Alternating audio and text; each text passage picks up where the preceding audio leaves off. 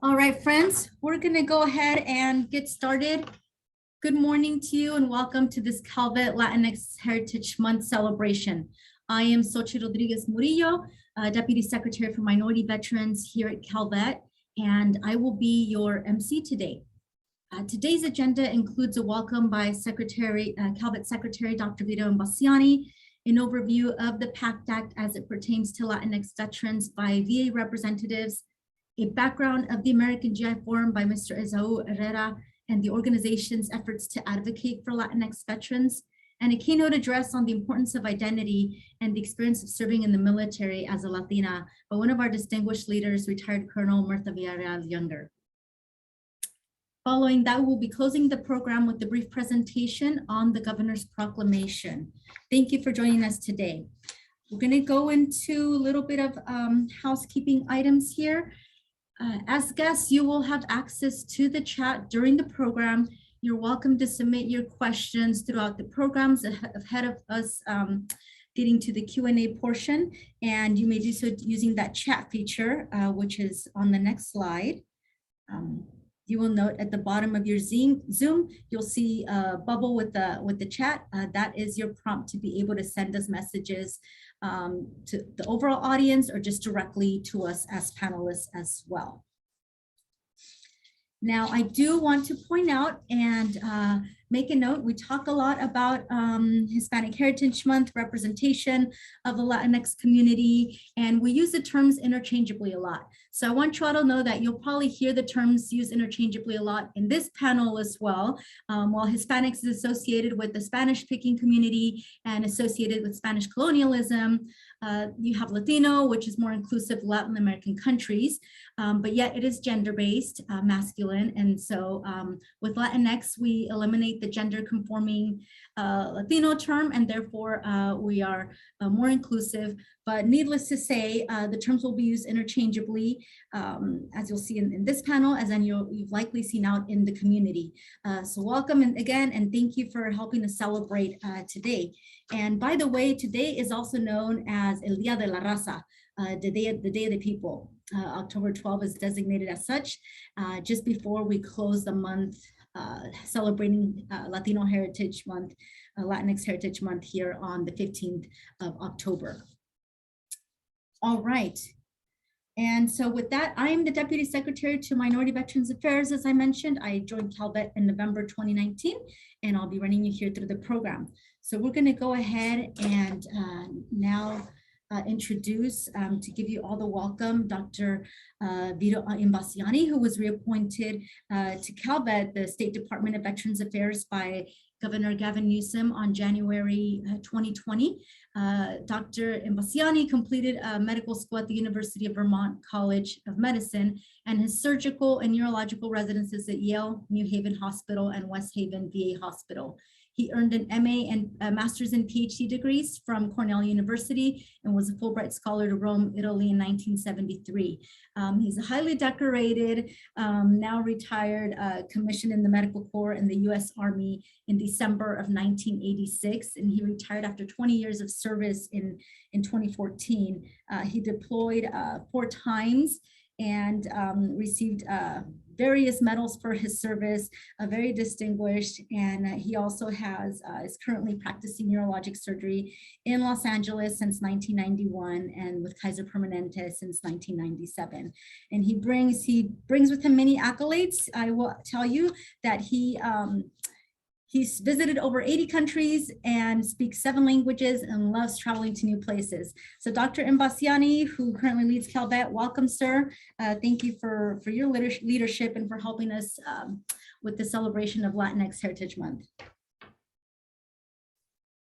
Okay, so hello everybody.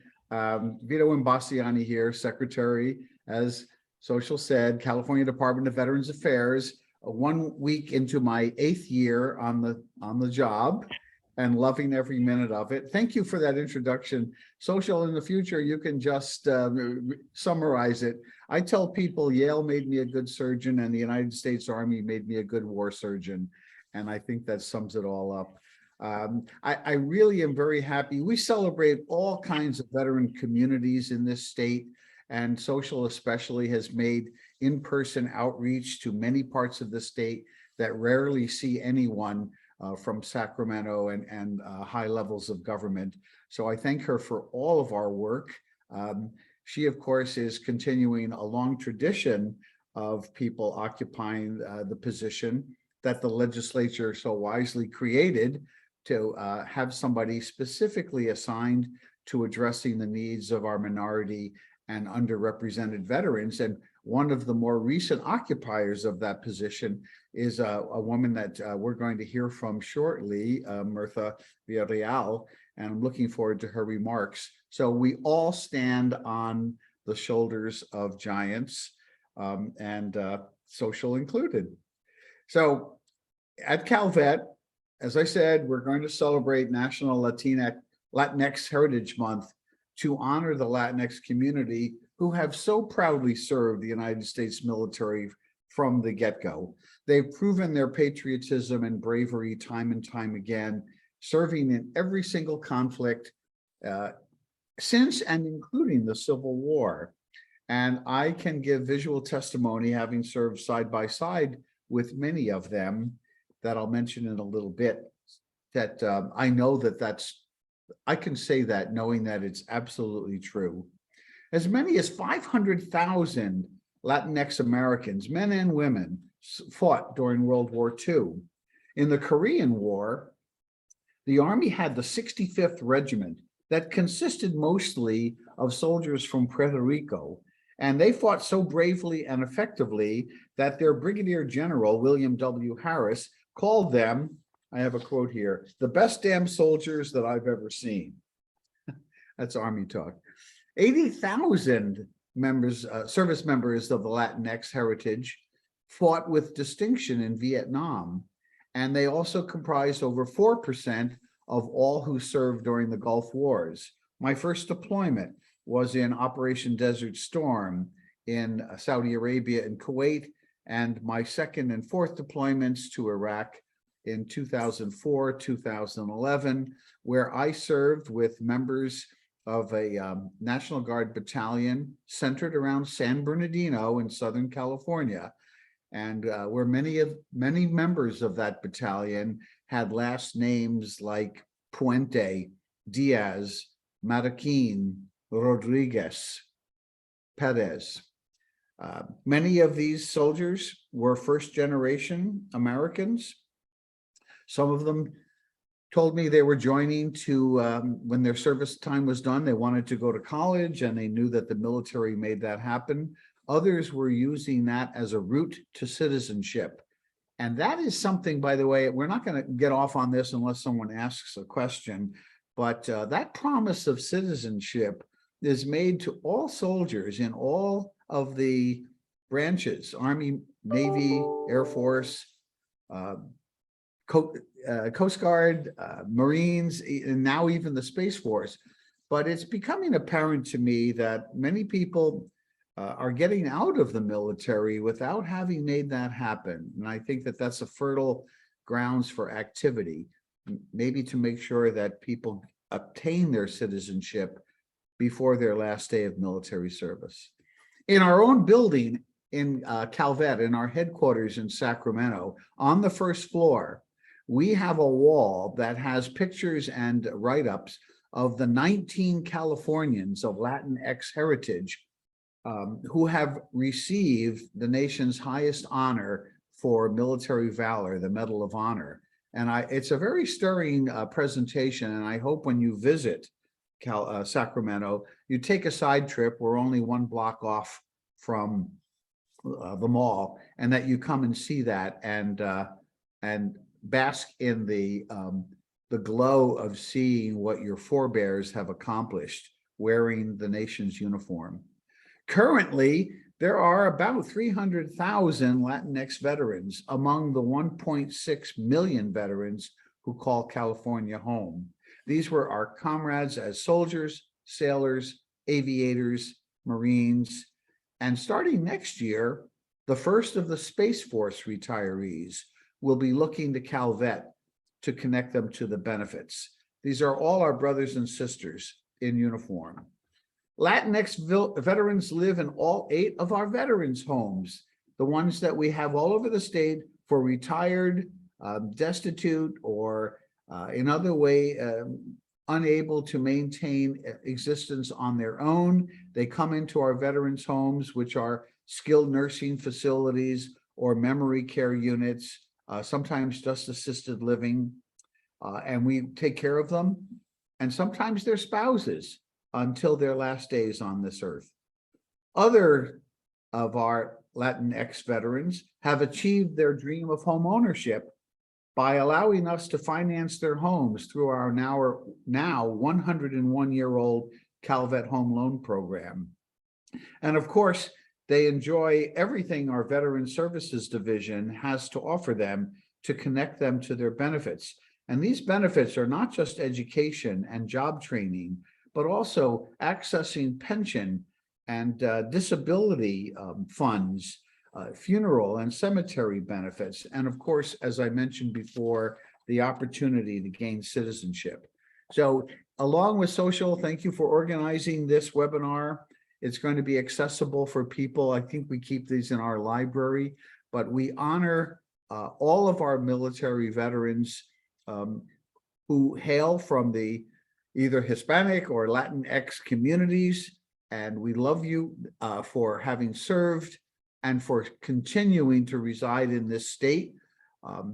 We have the largest veteran population of any state in the nation, and I think we're the second largest Latino veteran population, second only to Texas. But that number is growing. We're honored and proud at Calvet to support our Latinx veterans, and I love the job that Social is doing, heading up our minority and underrepresented veterans division. So we all wish her continued good luck in that. I welcome you. I hope you enjoy this webinar and all the speakers that follow me. Thank you from Los Angeles. Thank you, sir. We appreciate you. I bet you have some really good weather down there as well. Wonderful. And you talked about the services we offer here at Calvet. And of course, for us, that means creating partnerships with our federal colleagues at the Veterans Affairs Department in the USVA. And today, who we're going to welcome next is Mr. John Quichocho. He's a military service coordinator to the Minority Veterans Program Coordinator to the U.S. Department of Veterans Affairs, and he's out of the Naval Base in San Diego.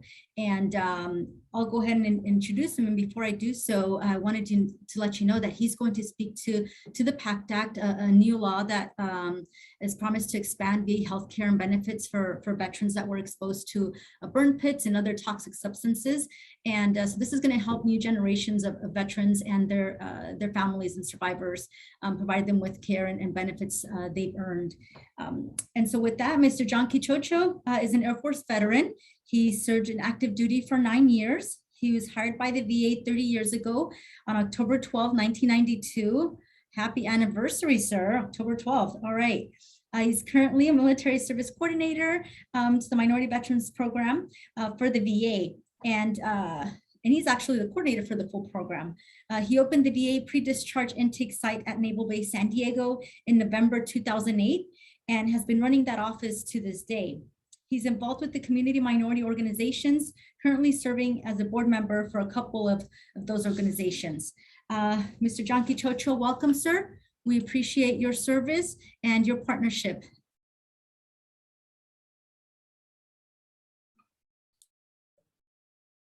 Okay, thank you for inviting me. I think I've got a weak signal, so if I'm choppy, it's because of my internet. So again, thank you for inviting me. Beth Washon was supposed to be with me on this, but she got called out to some other duties. Let's see, so let me go ahead and share my screen so we can get started here.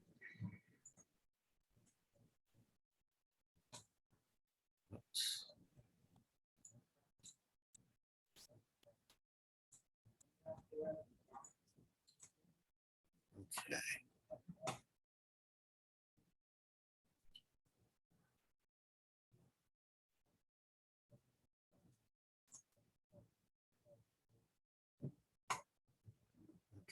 I apologize. It's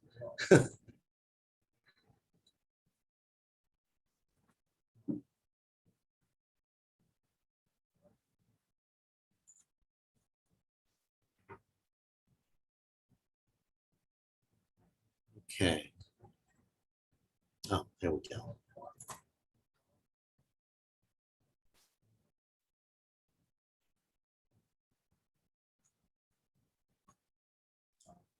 And your colleague Beth has joined us, sir. Let's see. Okay, sorry for the technical difficulties here.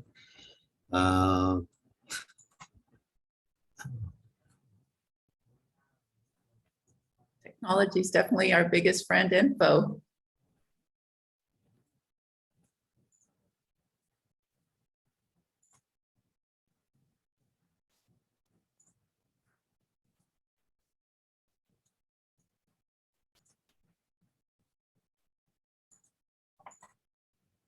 Hey, John, can you hear me? Do you want me to share my screen instead?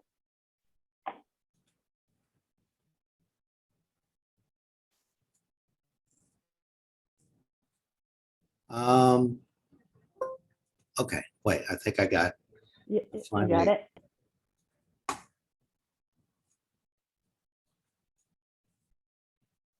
Okay, I'll cancel mine then. Yeah.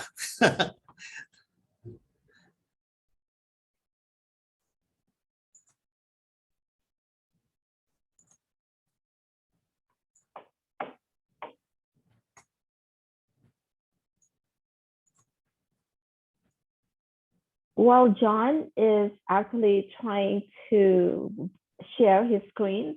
Hello, my name is Beth. I work together with John. What we're trying to do right now is actually help you guys navigate the va.gov website, because there's a lot of information that we would like to share with such a short time. Okay, so what we're trying to do here is actually help you navigate the va.gov website. And if anything, we would like and encourage everyone to create an account at va.gov, because that's the way of applying for benefits, especially for those of you that are computer savvy, and the information is available at your fingertips, because this is a new thing that is just the latest news. So if you go online and just type in PACT Act, you'll get a lot of hits. But the bottom line is you want to make sure the information is coming from the VA, not from .org or .com website, because we do have a lot of, I call them the sea lawyers out there, who has their own interpretation of the VA benefits as well as the new law. So the PACT Act is something new. It expands and extends eligibility for care and benefits for veterans and survivors related to the toxic exposure. Go ahead, John, it's all yours. I see it's up. Okay, so sorry for that delay. I hope everyone could see my screen okay. So again, like Beth was saying, the PACT Act, there's a lot of information, a lot of changes that were made with a lot of new conditions being included. So a little bit more information on the PACT Act. The PACT Act was signed into law by President Biden on August 10th of 2022.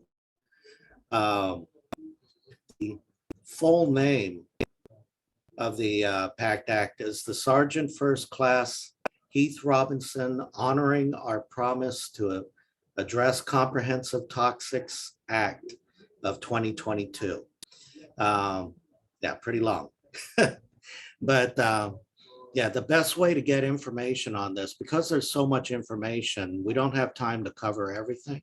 So what I'm going to show you is the best way to be able to access that information so that you can find out more about the program, and if you're eligible for it, how to apply for it, everything. So what you're looking at right now is va.gov. This is the homepage. And to give you a quick overview of va.gov, this first part right here, this is where there's actually 3 parts to the homepage. The first part is where you apply for stuff. So as you can see, there's disability, healthcare, education, records. If you need to change your address with the VA, you can do that. Address, phone number, email, direct deposit information, everything can be done through va.gov. If you need a special letter from the VA, you can download those letters also from this website. So you don't have to go into a VA benefits office to obtain any of this or make any changes to your account. Now, to do all of this, you do have to register. If you click on sign in, then you can go through the process to set up an account.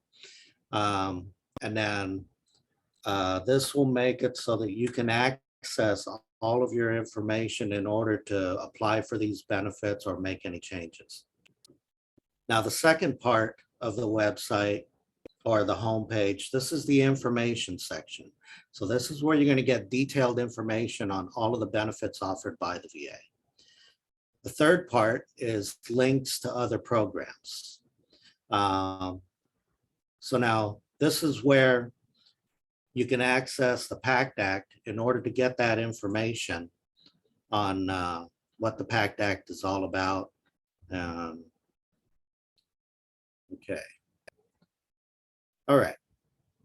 So this is the PACT Act. Again, it's information on what the program is, what changes are being enacted by this act, and how to apply for the benefit. So right here is where you're going to get the information about the PACT Act. And then information on the conditions that, or, you know, what presumptive or what the definition of a presumptive condition is. So basically it's a condition that the VA automatically assumes that you're service connected because of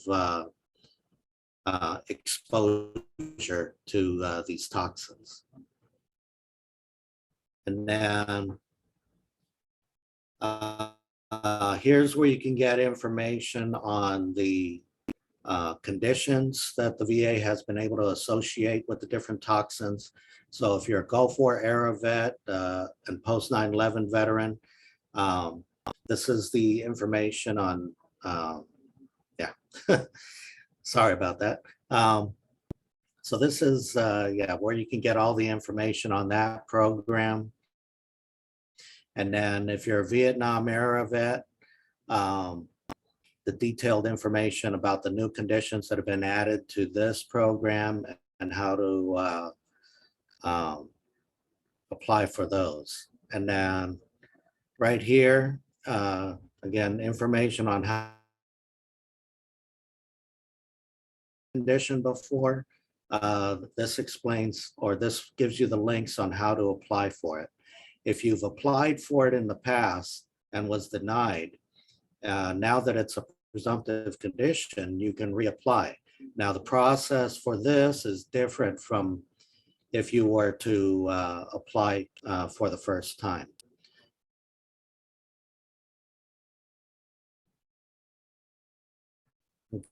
Okay. And then here we have information on survivors benefits, how the PACT Act can affect survivors benefits like DIC, what is that? Accrued benefits. So even if the veteran has passed away, if the veteran had applied for a condition that is now considered under the PACT Act, you can apply for, or the survivors can apply for accrued benefits that that veteran would have been entitled to. Okay, and did you have anything else that you wanted to add to this, Beth? No, I think you covered everything. The bottom line is that we are encouraging everyone to apply by either going online or through your VSO, veteran service organizations such as CDBA, California Department of Veterans Affairs, Veteran Service Officer, or you could always go to any VA regional office that are closer to you. And I think, John, are you also going to offer the information about how to apply or create an appointment utilizing the Vera? Do you have that info? To connect with the public Yeah. contact? Okay, so. So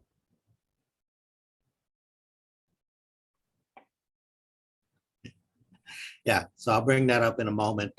One other thing I forgot to mention, that this information is also in other languages. So as you can see, it's also in Spanish and Tagalog.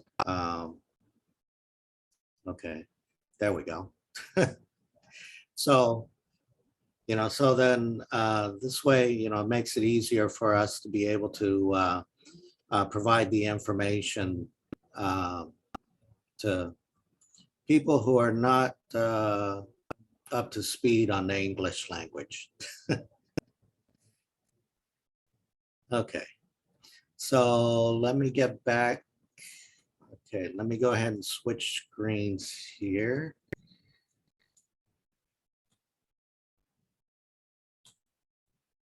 Okay. I'm gonna stop sharing for a moment while I switch.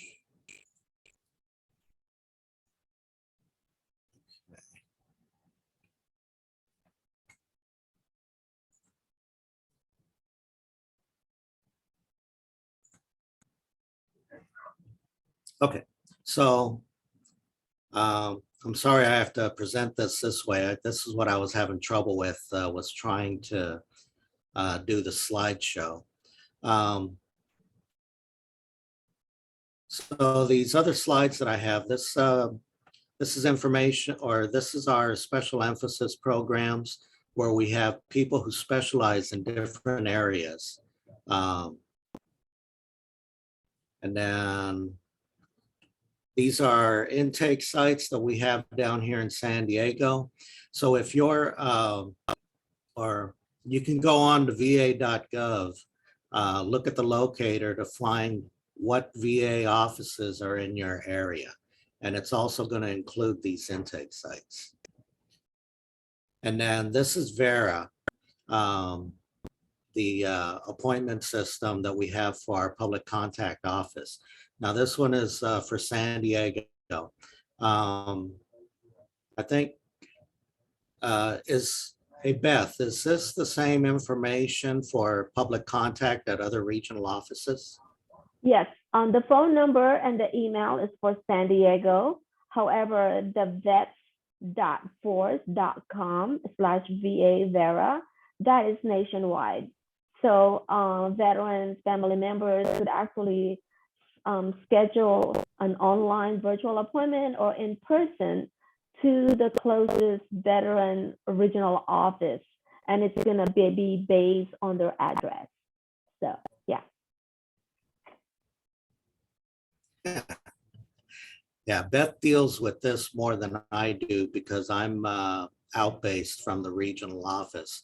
But this will connect you with the public contact for the regional office in your area. So that's pretty much what all I have for now.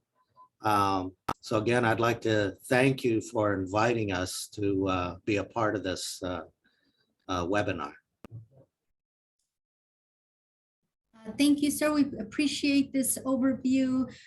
We know in looking at your website that there's some eligibility to take into consideration for Vietnam and post 9/11 veterans. And so we're grateful for you giving that overview. And I know recently, and you can correct me if I'm wrong, the VA announced that starting in January of 2023 is when they're going to start reviewing some of these claims that folks are submitting online. So it's good that you highlighted to start an account early for veterans that are interested or family members that have a veteran that may qualify for this benefit. We appreciate that, sir. And so now, folks, as we talk about different war eras, we are bringing forward someone from the American GI Forum, and the American GI Forum has a long history of serving Latinx veterans. And so with that, we invited today Mr. Esaú Ruiz Herrera. He is the state commander to the American GI Forum, as well as the San Jose chapter commander. Mr. Esaú served in the US Navy and Navy Air Reserve from 1972 to 1978. And he's a proud son of a World War II US Army veteran. Esaú is a graduate of Santa Clara University twice with a bachelor's degree in business administration and a Juris Doctorate from the School of Law. Mr. Esaú has been a practicing attorney in the Santa Clara Valley since 1976 and has served on the school board of the Eastside Union High School District and also Alum Rock Union School District for a total of 26 years. Appreciate your service, Mr. Herrera. He's also served in the past as president of the California Latino School Board Member Association and as vice president of the National Hispanic School Board Member Caucus. He is the founder and director of the Latino-Latina Role Model Conference and a high school basketball referee at the boys and girls varsity level.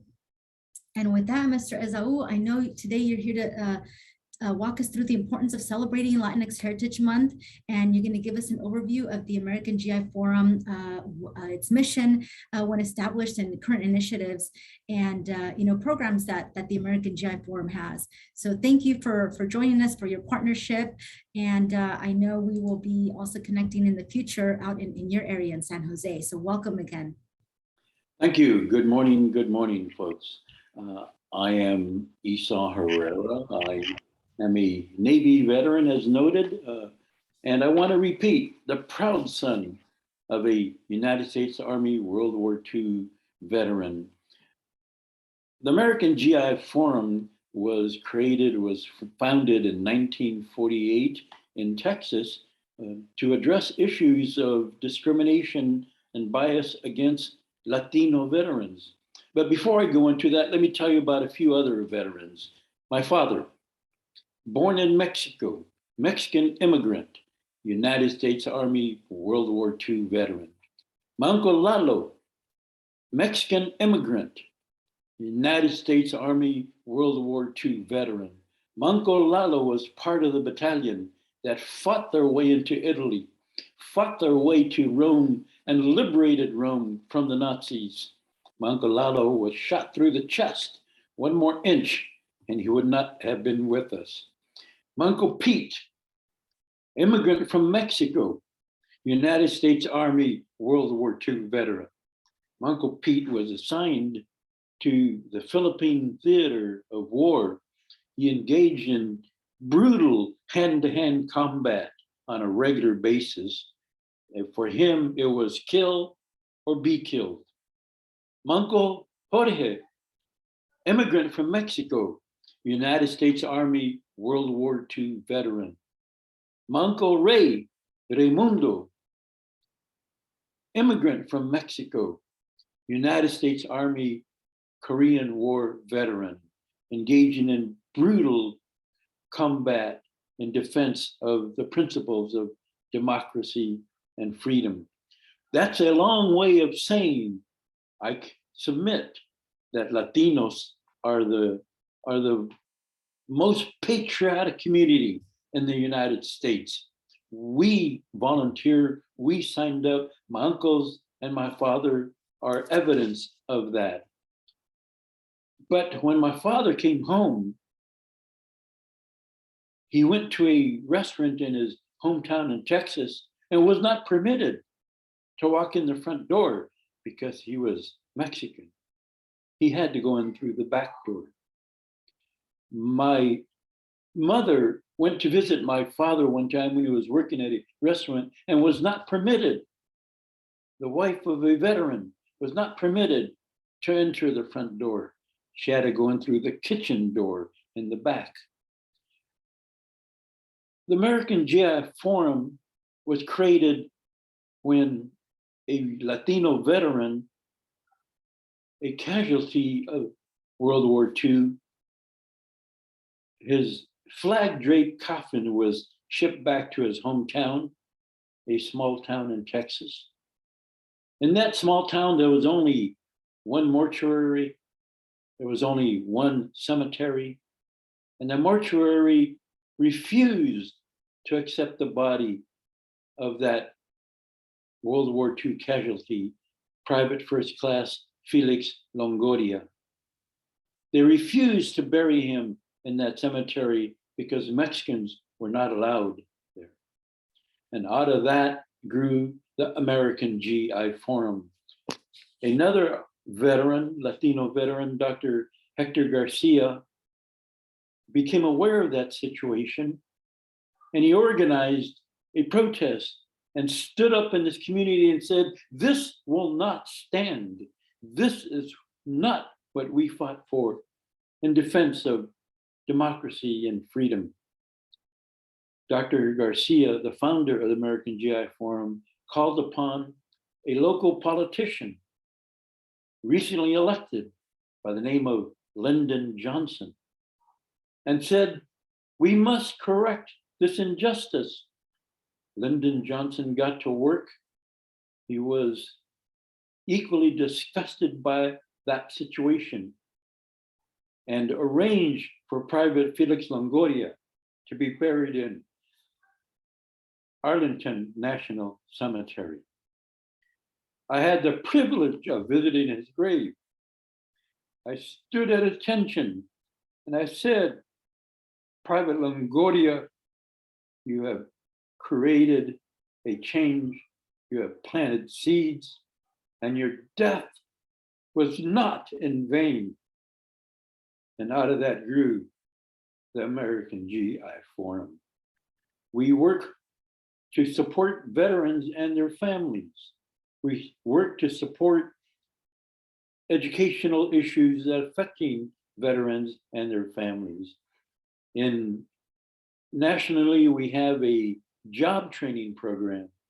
We have an educational scholarship program to give to the children of veterans.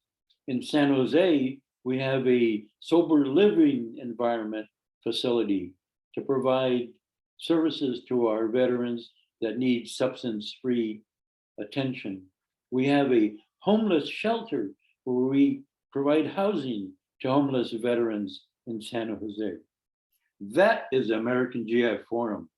I am proud to be the son of a World War II veteran. Thank you for your attention. Thank you, Mr. Herrera, and for sharing. Gosh, that's such a trajectory and a passionate story of your family service, your father, and your deals, and for the fight that you're still upholding as a representative of the American GI Forum. And so we are very proud of the work that you do, and we are here to collaborate, and just very grateful for the opportunity. And so, sir, we appreciate your service and your family service. Thank you very much for that. I'm glad to. You're quite welcome. Very good. And now we're bringing on board to a recent past commander of the Sacramento, Cesar Chavez, a chapter of the American GI Forum. And she herself is a retired colonel from the U.S. Army National Guard, Colonel Mirtha Villarreal Younger. Colonel Younger is a doctoral student in organizational change from the University of Southern California. She's a dynamic leader with more than 30 years of U.S. military, state, and corporate experience. She has served both in the U.S. Army and the California National Guard and deployed to many locations with the combat tour to Afghanistan in 2004.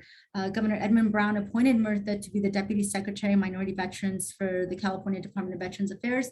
So as Calvet Secretary Bassiani mentioned, she's one of my predecessors, and it's honor to have her. So she provided advocacy and outreach and support for our minority and underrepresented veterans. She also served as the Chief of Staff for the California State Military Reserve in the California Military Department, Director of State Personnel, Deputy Director of Public Affairs, and several executive positions within the California Military Department. She's an entrepreneur, an advocate, and an active volunteer in several veteran-centric organizations such as the Disabled American Veterans, Veterans of Foreign Wars, Women Veterans Alliance, and the American GI Forum. She was named Woman of the Year, Disabled American Veterans California Chapter 2018. She's also been featured in the University of Southern California Women in Management Speaker Series in 2020. And she was the keynote speaker for the California League of Latin American Citizens, United Latin American Citizens, LULAC, Veteran Appreciation Ceremony at 522, and serves in the board of directors for said Service Employment and Redevelopment National, whose vision is to enable Hispanics and other underserved populations to fully participate in the social, economic, mainstream, and achieve parity in all aspects of American society. And as a first generation American, Mirtha is dedicated to serving our nation and state that has afforded her and her family a prosperous way of life. And she is married to Martin Younger, combat veteran, and she is a mother of a young girl and is determined to continue to fight for equality for all. And I have had the pleasure to meet Mirtha and have coffees with Mirtha, and she's it's just such a pleasure. She's a great mentor. Mirtha, thank you for all you do. I know you're gonna walk us through through identity in the military, and also what it means to serve as a Latina in the military. So we appreciate you. Welcome. Thank you again. Good morning, and thank you for inviting me to speak. It's definitely my pleasure to be here today. So I was asked to speak about identity, which is for me sometimes a complex issue, right? Because I have to walk a little bit of a fine line as an American, showing my patriotism and the belief of everything that the United States stands for, while balancing my pride in my culture, in my family, and all that stands for. And one does not negate the other. And then layer upon that a woman, a combat veteran, et cetera, right? So it continues to move forward. So I am going to right now share my screen, and let me tell you, I'm just a little afraid after, but I wanted to speak to my identity, which is very different from everybody's. Is so unique and based on their own journey. So thank you, Sochi, for reading my bio, but all of those things, they really point to my accomplishments, right? Not the person I really am. And I wanted to really move forward and share for you a picture of what makes me, right? And so there are assumptions about Latinos. I was born in East LA, just like the song from Cheech and Chong, and in the projects on 4th Street. And so my very early years were centered around a very urban environment, lots of gangs, very crowded. Yet with all of that going on, I was very fortunate to feel the sense of community because there was so many other Latino families there. So I want to move on to my family, right? I was asked and get asked quite frequently, how did your family feel about you joining the military? And while they absolutely are very proud of me now, they were not very supportive when this journey began. For my father, who's the oldest in his family, to have a daughter join the military was not what he expected. And as a matter of fact, probably the months before I left, he barely spoke to me. And my grandmother made this huge trip from Mexico to tell me how I was killing my father. And what the military was really all about. And then when you look at my mother, this very beautiful woman here, I can only imagine how frightening it must have been as an immigrant woman with limited English to have her daughter leave her home, to join the military, potentially go to war, and eventually go to war, and not be able to protect or even comfort her. And then for my brothers, I found out much later the amount of pressure they felt once I left for the military to then step up, right? Because then they had to follow in somebody's footsteps and have the pressure of not only somebody in their family, but a woman, right? A woman did it. Now, what are you going to do as you move forward in life? And additionally, I left a household where I was not just the oldest daughter that helped along with the family, but served as interpreter. So you start to see me as somebody from, what people would consider a gang-ridden area, first generation American with a tight-knit community, joining the military. So now I'm shifting into a soldier, right? And I tell individuals a lot that being in the military was the first time I felt free to be me. Because for the first time, everybody was the same, right? As a woman, all our hair was pulled back or short, and everybody wore the same thing. So it didn't matter where you came from or the neighborhood you lived in or the type of job your father had. What mattered is what you brought to the table.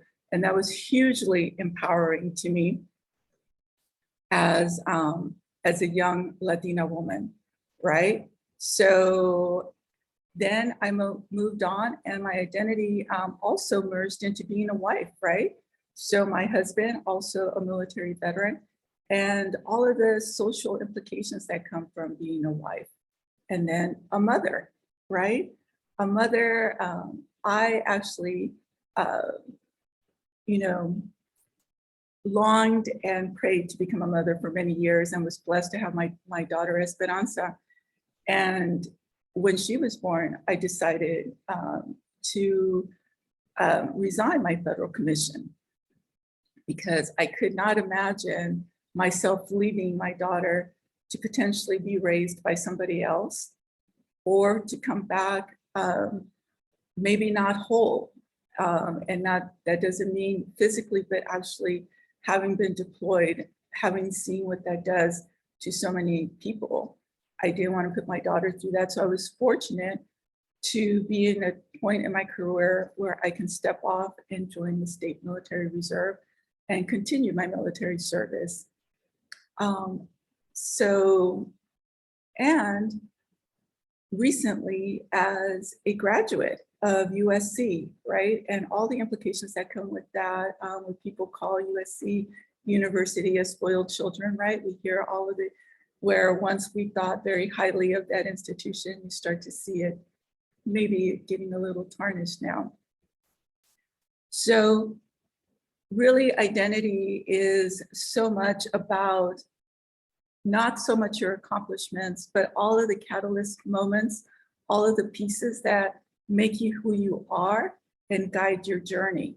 And I did have a few slides about the history and what it means to be at odds with our own image within the military and as a Latina. I wanted to speak just briefly about this. Women prior to 1978 were part of the Women's Auxiliary Corps. So we were not part of the active duty. So if you think about it, women have been part of active duty only for 44 years. 44 years, that's not that long. And since then, we have had women be prisoners of war. I wanted to highlight these women here because what they did that was so pivotal in military history is they left no doubt in anybody's mind that women were now at war, right? Once they were captured and killed, Lori Pistawa, a Hopi Indian, was killed in action. Their story broke. You could not in any manner deny our presence in the combat zone. And so I am forever grateful for their sacrifice and for their part in our history. Since then, 300,000 women have served in Iraq and Afghanistan, and 9,000 of those women have earned the Combat Action Badge. And that badge is was set about because prior to that, only those men in infantry that served were awarded a combat badge. So this allowed engineers, doctors, field artillery, and women, right, that served in all those branches to be awarded. And I'm very proud to be one of the 9,000 women to have been awarded this, this badge. And I want to make the pitch for the military. Why the military? Because the military is like no other organization. It's very progressive. And just like there's freedom and coming in and being judged for your self-worth, the military does not pay based on what your job is. An intel officer, a medical officer, an infantry officer, a logistics officer gets paid by their rank because the military recognizes that what is important is your level of authority and responsibility. And that's shared whether you're in charge of a kitchen or you're in charge of a hospital. You are in charge of the lives of men and women as you move forward. So I know I'm going very quickly, but that's the price you pay for coming back after all of these wonderful speakers. And so my last picture is just me and a very tight-knit group whom I consider my friends, my tribe, my squad in the military. So the identity of a Latina in the military is that of so many things: first generation, American, mother, daughter, wife, combat, combat veteran, and leader, and just a squad member. So I thank you for the opportunity to share that little brief synopsis, and I look forward to speaking at to additional groups. Thank you, Sochi. Thank you, Martha. We appreciate your participation and sharing all of this with us. And I most enjoyed hearing about the pressure your brothers felt and then following your footsteps, which is really, really cool. And seeing the history of the obstacles we overcame as women in the military, and we continue to overcome, resounds with the Si Se Puede motto, and we do it together, right, with our male colleagues, with the LGBT veteran community. And so we're so very grateful to all of you for joining us today. And we are absolutely going to share, of course, these stories with our greater audience. And I didn't mention earlier, but of course, our webinar is being recorded. And so, gosh, so now we come to the part where, every year, of course, our legislators do their work to honor a day like today and many other celebrations throughout the year. And so with that, we wanted to make sure we included a moment in here to have the presentation and reading of the governor's proclamation. And mind you, I was reading over it. I've been reading over it since it was released, and I think it's worth in highlighting the full proclamation. And with that, I'm going to have Jose Ayon, one of our program analysts, and also post 9/11 veteran, and he's a current captain in the Army Reserve. So Jose, sir, please go ahead with the governor's proclamation, sir. Thank you so much, Sochi. Again, Jose Ayon with Calvet. It's an honor to be here today, and of course, to read off the governor's proclamation. During Latino Heritage Month, we are honor and celebrate the immeasurable contributions and unique stories of Latinos. California's largest ethnic group, Californians know that our strength and prosperity lies in our state's diversity, including the 15.6 million Latino Californians with roots that can be traced across the Americas, indigenous communities of Latin America, and Africa and beyond. Our Latino community has always been and will always be deeply rooted in California's history, identity, and success. From the state's beginning to the present day, generations of Latinos helped build our state as we know it and shape our social, political, and economic landscape. Across all facets of society, Latino Californians contribute to our states and growth every day. We also recognize the persistent disparity and disproportionate challenges that Latino communities face and recommit to our work to help all Californians thrive. Our state has made historic strides to expand access to healthcare coverage, advance major investments in educational equity and affordable housing, and provide unprecedented relief for Californians hit hardest by the pandemic, among other targeted investment and efforts.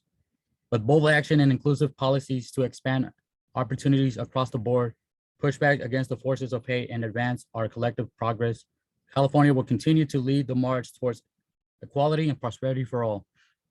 Throughout the year, but especially during Latino Heritage Month, let us lift up the past, present, and future contributions of Latinos to our California story. Now, therefore, I, Gavin Newsom, Governor of the State of California, do hereby proclaim September 15 to October 15, 2022 as Latino Heritage Month. Signed, Gavin Newsom, Governor of the State of California. Thank you. Thank you, sir. Well done. All of our presenters, well done. We appreciate you. And our guests, gosh, we're so grateful to you for joining us. I know there's some comments in the chat, so we'll take a quick glance in there and see if there's any questions. And by all means, I also see Beth and John. Sir, ma'am, thank you for sharing your information. What we'll go ahead and do to all of our guests, so know that we're going to make this recording available. We will ping you all via email once the recording is ready for you to share with your family and other service members out there that would like to hear about the work and the contributions of Latinx veterans in our great state of California. We look forward to future collaboration. Mirtha, Sal, Beth, John, you name it, we're here to be of service. And to all our veterans and family members as well, we'll provide you with their contact information by email. Share it as much as you can, and please stay in touch with us. Thank you all. Let's close out the month celebrating. We have a few more days, but as we know, we celebrate all year. We appreciate you. Thank you, Sochi, for putting this on.